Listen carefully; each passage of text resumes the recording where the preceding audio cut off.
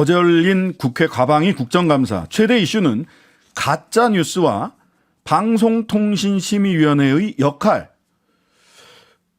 역할이었습니다. 자세한 이야기를 이 두 분과 나눠보겠습니다. 먼저 방송통신심의위원회 관련돼서 계속해서 취재를 이어오고 계시네요. 박서연 미디어오늘 기자님 나오셨습니다. 안녕하세요. 네, 안녕하세요. 예, 오랜만에 뵙습니다. 최진봉 성공회대 교수님 나와 계십니다. 네, 안녕하세요. 최진봉입니다. HS님, 진봉님 따라왔어요. 오마이에서 MBC로. 네, 감사합니다. 제가 오마이 TV에 중계를 하고 있다 일로 왔거든요. 넘어왔거든요. 예, 감사합니다. 예, 청취율 조사 기간이니만큼 우리 최진봉 교수님을 좋아하시는 많은 분들도 예. 02로 오는 전화 꼭 받아 예. 주시기 바랍니다. 부탁드립니다. 신양식의 뉴스 하이킥. 예. 자, 어제 과방위 국정감사 방송통신위원회와 방송통신심의위원회를 대상으로 열렸는데요. 첫날부터 가짜뉴스 공방도 뜨거웠습니다. 먼저 박 기자님, 어제 나온 주요 내용 좀 소개 좀 해주시죠. 네. 지난달 26일에 방송통신심의위원회가 인터넷 언론사의 기사를 심의하겠다면서 가짜뉴스 전담 신고센터를 열었습니다. 네네. 네, 근데 이제 센터를 열기에 앞서서 방심위가 법무팀에 인터넷 언론사의 기사와 유튜브 등 보도물을 심의해도 되는지 법률 검토를 맡겼는데요. 네. 방심위 법무팀의 A 변호사는 9월 13일에 인터넷 신문사의 유튜브 콘텐츠에 관한 정보통신 심의 규정을 적용해서 심의하면 안 된다는 결과를 내놨고 일주일 뒤인 9월 20일에는 다른 변호사인 B 변호사가 인터넷 신문사의 보도물은 통신심의 대상에 해당한다는 결과를 정반대되는 결과를 내놨습니다. 근데 이 중에서 류일임 네. 위원장은 9월 20일 결과물인 인터넷 신문사의 보도물이 통신심의 대상에 해당한다는 결과를 채택을 했습니다. 네. 네. 왜 채택한 거예요? 채택한 이유가 있을 거 아닙니까? 류일임 위원장은 거기에 대해서 법원도 1심과 2심 판결이 다르다고 말하면서 네. 두 번째 안을 선택했다고 예, 말했습니다. 그리고 여기 보니까 인터넷 언론의 영향이 갈수록 커지고 있는데 보다 적극적으로 심의 대상에 포함되어야 하지 않겠냐 하는 의견에 따라서 두 번째 의견을 채택한 거다. 근거에 따라서 의견을 채택한 게 아니라 의견에 따라서 의견을 채택했다고 본인 입으로 얘기를 해요. 이게 근거가 됩니까? 안 되죠. 그러니까 이 사람들이 주장이 뭐냐면 정보통신 심의에 관한 규정이 있어요. 8조에 보면 규정이 있는데 뭐라고 어떤 것에 대한 규정이냐면 네. 일반적인 인터넷상에 소통되는 정보들 있잖아요. 유통되는 그러니까 뭐 정보들. 네. 그러니까 일반적으로 인터넷상에 개인이 글을 올리거나 아니면 뭐 이런 것들이 또는 언론 인터넷상에 뭐 블로그나 이런 데서 운영되는 걸 얘기하는 거지. 인터넷 매체 즉 인터넷 언론에 대한 규정은 빠져 있어요. 네. 그건 규정이 들어 있지 않고 인터넷 신문 심의 자율 기구라는 게 있어요. 네. 그 기구에서 심의를 하게 돼 있어요. 그 자율기구라고 하는 거는 민간 독립기구. 네, 맞아요. 인터넷 신문 협회에서 만든 거예요. 그러니까 네네. 언론을 정부나 권력기관이 심의를 하면 그 자체가 상당히 위험해지는 거잖아요. 왜냐하면 권력기관 입장에 자기들을 비판하는 또는 자기들에서 견제하는 그런 기사를 쓴 언론사에 대해서 어감할 수 있는 기회가 충분히 있는 거잖아요. 그걸 막기 위해서 자율심의국에 맡겨놨는데 이번에 이 방송통신심의위원회가 법적 규정도 없이 인터넷 언론사에 대한 규정까지 심의를 하겠다고 하니까 이 자체가 문제가 되는 거죠. 아, 저도 이제 변호사니까 관련 규정을 먼저 찾아보거든요. 그럼 방통위원회법 시행령에 보면 방통심의위원회 심의 대상 정보 등 해서 제8조에 정보통신망을 통하여 유포되는 정보 중 정보통신망법 제44조의 7, 44조의 7. 그럼 정보통신망법 제44조의 7을 보면 음란한 부호, 사람의 명예를 훼손하는 내용, 공포심이나 불안감, 총포, 화약류, 국가보안법에 금지하는 행위, 그 밖에 범죄를 교사하거나 방조하는 내용, 범죄를 도모하는 거거나 음란한 거, 음란물, 이런 것만 들여다볼 수 있고, 거기에 대해서도 조치를 할 수 있는 것도 그냥 시정 권고를 한 차례 하고, 시정이나 삭제 권고를 하고, 안 했을 경우에는 강행 규정으로 넘어가요. 근데 인터넷 언론의 뉴스 기사가 음란 정보입니까?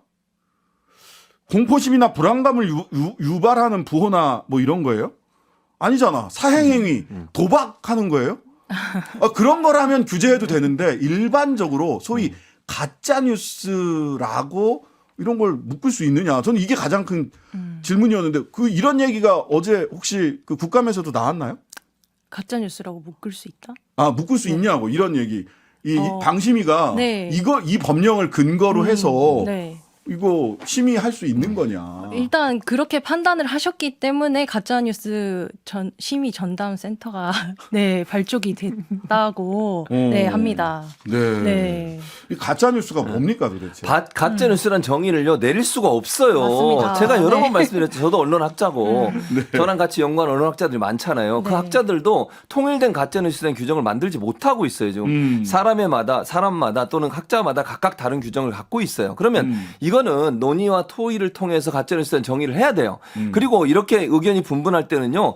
합의되는 부분만 해야 된다고 저는 생각해요. 네네. 그래서 대체적으로 합의되는 게 뭐냐면 정치적인 견해나 의사에 대해서는 가짜뉴스의 통상 범위에 넣지 말자는 거예요. 그러니까 명백하게 제3자가 봐도 근거가 있는데 그걸 잘못 얘기하거나 예. 사실이 없는데 사실인 것처럼 얘기하는 것. 네. 그거에 대해서만 만약에 가짜뉴스로 처벌한다면 처벌해야 되는 것이지 의견 표시라든지 아니면 기자가 예를 들면 의혹을 가지고 기사를 쓴 것 자체를 가짜뉴스로 규정하는 것은 빼자고 얘기했어요. 그러니까 정치적 사안은 배제시키고 제3자가 봐도 명백한 사실이 존재하는데 그 사실을 왜곡하거나 있는 사실을 없다고 하거나 없는 사실을 있다고 하는 경우 이런 경우만 가짜뉴스 처벌해야 되는 거예요. 근데 최근 방심위는 어쨌든 그 전담센터 가짜뉴스 네, 심의 심의 전담센터를 전담센터. 만들어서 네. 인터넷 언론사가 운영하는 유튜브 콘텐츠까지 확대를 하기로 했고 그 첫 대상이 뉴스타파. 맞습니다. 오늘 심의했습니다. 그 왜 이걸 만들었는지 너무 의도가 눈에 보이지 않습니까? 당연하죠. 아니, 그러니까 명확하게 뉴스타파를 대상으로 했다고 볼 수 없어요. 인터넷 신문에 대한 심의를 하겠다고 뉴스타파를 대상으로 삼은 거잖아요. 예. 그것도 김만배 신학님 두 사람의 녹취록 관련된 보도예요. 예. 이걸 가지고 계속 지금 문제를 삼고 있는 건데 예. 아니 사실은요. 이 두 사람의 녹취록이 사실인지 아닌지에 대해서는 한 가지만 확인됐어요. 예. 윤석열 대통령이 그 당시에 검찰에 있으면서 커피 타주지 않았다. 이것 말고 다른 거 사실 확인된 거 있습니까? 없잖아요. 네. 확인해봐야 돼요. 네. 아니 이건 수사도 안 했고 뭐 판결도 나온 것도 없는데 그 보도한 게 다 가짜 뉴스다 이렇게 몰아붙이는 것은 말이 안 되는 거잖아요. 근데 가짜 뉴스에 대해서 이동관 방통위원장은 네. 이게 뭐 다 공감대가 이미 확립됐다라고 이야기를 네. 했나요? 어떤 게 가짜 뉴스라고 그래요? 이동관 방통위원장? 방통위원장께서는 이제 사회 문제로 가짜 뉴스가 정교하게 조작돼서 지금 중대한 사회 문제로 대두되고 있으니까 예. 네 가짜 뉴스 종합 대책을 수립해서 네 가짜 뉴스를 심의를 해야 된다라고 말씀을 하고 계십니다. 예. 가짜 뉴스를 사실이 아닌 왜곡, 허위 정보를 퍼뜨리거나 사실이라고 믿기 어려운 걸 상업적 정치적으로 퍼뜨리는 것을 가짜 뉴스라고 봐야 한다는 공감대가 이미 확립돼 있다. 어디서요? 누구 네. 공감되죠? 네. 이동관 방통위원장은 가짜 뉴스 개념이 다 확립돼 있다는데. 말도 안 되는 소리예요. 그런 개념이 확립되지 않았고요. 예. 예, 지금까지도 계속 가짜뉴스는 전 세계적으로 확립된 가짜뉴스에 대한 개념 자체가 없어요. 아까 제가 말씀드렸듯이 예. 최소한으로 확립된 것은 사실관계가 존재하는데 그걸 왜곡하거나 잘못 얘기하는 것에 대해서만 얘기하는 거예요. 근데 사실관계가 명확하지 않은 것에는 의혹 수준에서 보도할 수 있다는 것이고요. 또 하나 명확한 것은 뭔지 아세요? 언론사가 보도하는 과정에 있어서는 아시는 것처럼 위법성 예. 조각의 사유가 형성이 되는 거예요. 그렇죠. 공익이 앞장선다고 하면 사실이 완전히 확인되지 않았더라도 의혹이 있으면 충분히 보도할 수 있는 거예요. 그게 그리고 나중에 그게 사실이 잘못됐다라도 처벌을 못 해요. 왜냐하면 그 처벌을 하려면 전 세계적으로 판례가 이렇습니다. 언론사 기자가 명백하게 거짓이라는 사실을 인식하고 있었는데 기사를 쓰는 경우 네네. 그 경우는 처벌이 가능하지만 그게 아니라 의혹이 있다고 충분히 생각할 수 있고 여러 가지 정황상 봤을 때 의혹이 있어서 그걸 보도했는데 그거 자체가 잘못됐다고 해서 그걸 처벌하는 경우는 없어요. 네. 자, 박 기자님이 네. 취재한 거 보니까 이 가짜 뉴스가 뭔지에 대해서는 네. 방심위 직원들도 네. 맞아요. 이게 뭡니까라고 집단적으로 의사 표시를 했어요. 그죠? 네, 맞습니다. 방심위 국장님들 11명이 뭐 이 성명을 발표했다고 네. 해야 되나요? 어떤 방심위 내용입니까? 팀장님들 이제 11분께서 성명을 발표를 했는데요. 사실 네. 오늘도 방심위를 다녀왔는데 직원분들이 굉장히 힘들어 하시는 것 같습니다. 아, 힘들어해요. 네, 어쨌든 그동안 통신심의에서 인터넷 언론사의 보도물을 심의한 선례가 없는 상황에서 현재까지 한 번도 없었어. 네, 예. 충분한 논의 없이 급하게 가짜뉴스 심의센터를 만들어서 심의를 하다 보니 예. 명확한 규율이 없는 점이 직원들에게는 가장 큰 스트레스인 것처럼 보였습니다. 예. 네, 그래서 사실 가짜뉴스 신고 전담센터 출범 전날인 9월 25일에 네. 이미 한 명의 그 팀장이 네. 류일임 위원장과 직원들에게 전체 메일을 보내서 위원장님께서 척결하시려는 가짜뉴스가 대체 뭐냐. 최소한 사회적 논의나 합의도 없이 위원회가 그동안 지켜온 통신심의 원칙과 기준을 무시하고 있느냐라고 비판을 했는데 네, 지난주 금요일 6일에 또 11명이 이렇게 연대를 해서 방심위 팀장들이 가짜뉴스 심의 추진에 대해서 비판적인 입장을 내놨습니다. 아니 이 정도 되면 좀 재고해봐야 되는 거 아닙니까? 아니. 팀장 전원이 거의 전원인 거죠. 11명이면. 한 절반 가까이. 정도. 네.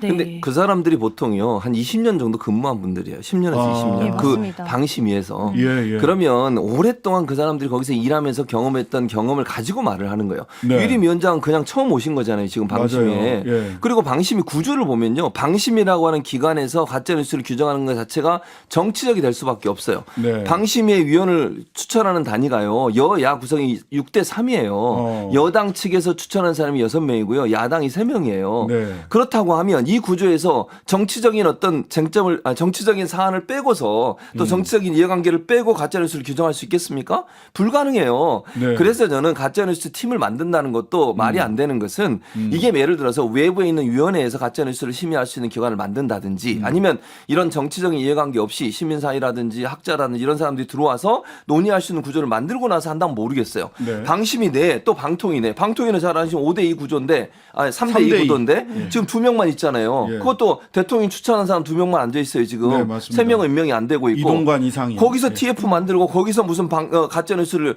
점검하고 이게 말이 됩니까? 그럼 그 사람들 관점에서 봤을 때 가짜뉴스가 정권에 대해서 정부에 대해서 비판적인 기사를 쓴 것도 가짜뉴스로 취급할 수 있는 위험성은 존재하는 거잖아요. 네. 정치적 영향력으로 완전히 자유로울 수 없는 사람들이 그런 판단을 한다는 것 자체가 넌센스라는 겁니다. 넌센스다.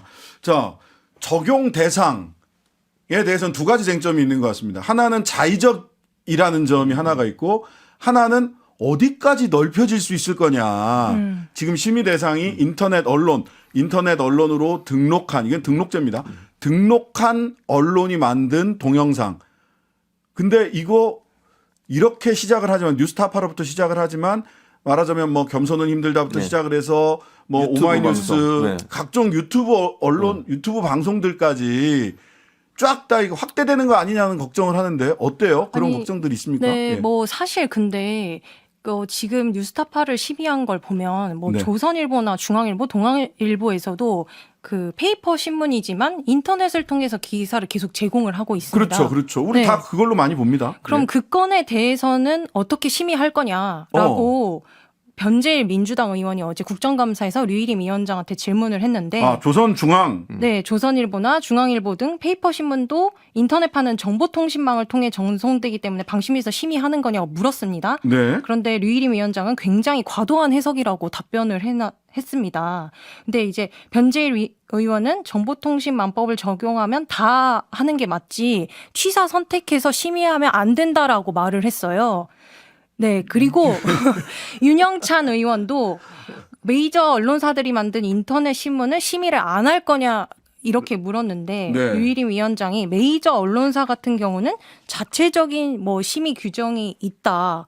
그러니까 한마디로 말해서 뭐 자체적으로 이렇게 뭐 절차가 있다라고 말씀을 하신 것 같아요. 그 메이저 언론사들은. 네, 그래서 가짜뉴스 전담 신고센터를 급하게 개소하다 보니까 인터넷 언론 심의를 강행하면서도 종이신문의 인터넷 보도는 염두를 제대로 하지 못하신 것 같습니다. 아니 첫 번째 정보통신망법이나 방송통신위원회법 시행령 등을 보면 방심위가 심의를 할 수가 없어요. 없을 것으로 법적으로. 보이는데 네, 그거 없어요. 근데 여기서 근거로 삼는 게 정보통신망을 통하여 유통되는 정보 그러면은 이거를 근거로 해서 우리는 심의할 수 있어요라고 얘기를 하는데 사실 이거는 법령에 제한돼 있단 말이에요. 그 정보 중에서 이것만 볼 수 있다라고 심의할 수 있다. 근데 정보통신망을 통하여 유통되는 정보를 포괄적으로 규정을 하면 조선중앙은 왜 안 합니까? 해야죠.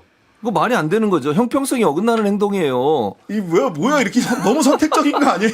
아니 그리고 그 이후로 얘기했던 것도 말이 안 돼요. 자체적인 심의 규정이 있대요. 뉴스타파도 있어요. 뉴스타파도 그런데. 있고요. 뉴스타파는 특히 회사 내에 있는 게 아니라 외부에 있는 자문위원들을 그분들이 심의를 해요. 자체적으로. 그럼 뉴스타파는 왜 하는 거예요? 그런 논리로 따지면 예. 말이 안 되는 것이고요. 전 세계적으로요. 예. 인터넷 언론사나 인터넷 신문사를 심의하는 그 기구가 있는 정부는 없어요. 예. 지금 우리나라가 이런 시도를 처음 하는 거지. 예. 그런 나라가 없다니까요. 그러니까 예를 들어서 외국에 이런 얘기를 할 수 있어요. 중국 혹시 야, 모르지. 그 중국이나 거기는 북한은 잘 모르겠어요. 모르겠습니다. 그 중국이나 북한 빼고. 예. 근데 페이스북이나 아니면 트위터 이런 데에서 가짜 뉴스를 양산했을 때 벌금을 물리는 건 있어요, 유럽에. 근데 그거는 인터넷 언론이 아니에요. 누구나 올릴 수 있는 거잖아요. 네네네. 예를 들면 근데 거기에 뭐 조작된 언론을 조작된 내용이라든지 아니면 조작된 사진을 올리면 거기에 대해서는 벌금을 물려요. 그걸 심의를 안 했다. 그것도 벌금을 누구한테 물리는지 아세요? 트위터나 아니면 그 페이스북에서 심의를 제대로 안 했다고 자체 심의 강화하라고 벌금을 물리는 거예요. 네. 근데 이건 언론사잖아요. 그건 네. 전혀 다른 차원의 문제예요. 그리고 법상 저도 언론중재위원회 많이 나가봤는데요. 언론에 기본적으로 분쟁이나 가짜뉴스 뭐 명예훼손 이런 거 생기면 언중위에서 먼저 당연하죠. 합니다. 언론중재법에 따라서. 네, 네. 언론중재법에 따라서 언론중재위원회 저도 자주 가요. 그래서 사실 변호사로서. 인터넷 기사를 이제 방심위에서 심의를 안 해왔던 겁니다. 네. 그러니까요. 그 언중위도 되게 소가리를 하고 있겠는데 보니까. 그러니까 이게 말씀하신 건 중복 심의가 돼요. 예. 왜냐하면 언중위도 있고 아까 얘기했던 인터넷 신문 자율 심의기구도 있어요. 네. 거기서도 심의해서 문제가 있으면 또 제재를 하거든요. 네. 그럼 몇 단계에서 심의를 하는 거예요, 대체? 아니 한 기관에 대해서 한 군데서 하면 모를까 세 군데나 되는 곳에서 그럼 심의를 하겠다는 거예요? 네네. 그것도 말이 안 되잖아요. 네. 자, 이 오늘 이런 논란들 속에서 결국 뉴스타파가 방심이 인터넷 언론 첫 심의 대상이 됐고 제재 조치에 앞서서 이 의견 진술을 듣기로 했다는데 네. 뭐 관련해서 뉴스타파나 방심이 내부에서는 어떤 처분이 나올 거다 뭐 이런 뭐 예측이 되는 바가 좀 있습니까? 근데 사실 예. 그동안 이제 사실 통신심의에서 인터넷 게시물을 심의했을 때 뭐 해당 없음, 예. 시정 요구, 예. 뭐 검찰이 그 예. 경찰 수사 수사 요청. 의뢰 뭐 예, 이런 예. 식으로는 있었지만 사실상 첫 심의 사례라서 인터넷 아. 언론사 기사에 대해서 첫 심의 사례라서 저도 약간 예측하기는 어려운 상황인데요. 그러니까 네. 처음인데 하필이면 네. 처음이 뉴스타파고 그리고 사실은 시정 권고 내지는 뭐 삭제 블라인딩 뭐 이 정도를 그 음란물이나 할수 이런 거에 있죠. 대해서 해왔을 네. 정도라서 자 요거 의견 진술 듣고 어떤 처분이 나올지 한번 지켜보도록 하고요. 어디까지 확장될 것인지 심의의 대상이 그리고 또 어떻게 선택적으로 진행될 건지 지켜보도록 하겠습니다. 오늘 말씀 여기까지 듣겠습니다. 지금까지 최진봉 교수, 박서연 미디어오늘 기자 두 분과 함께했습니다. 감사합니다. 감사합니다. 하루 종일 기다려지는 진짜 시사. 평일 저녁 6시 5분 신장식의 뉴스 하이킥.